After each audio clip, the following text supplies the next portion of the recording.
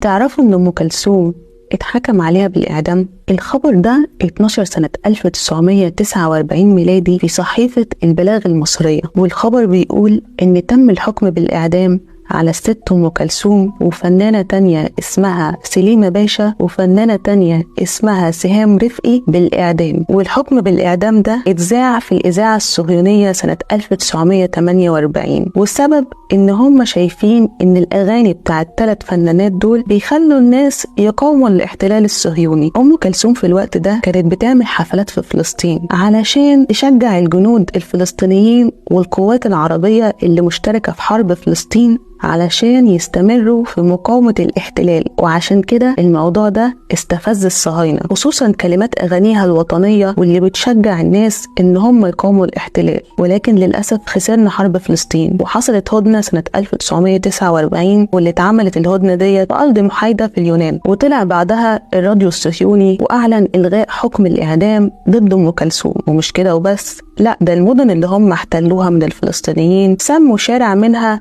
بشارع أم كلثوم. ومش كده وبس، ده خلوا ساعة في يوم السبت يذيعوا فيها أغانيها. ولكن في الآخر هنقول أصدرت حكم ما أصدرتوش حكم، فلسطين هتفضل حرة وفي يوم من الأيام هترجع.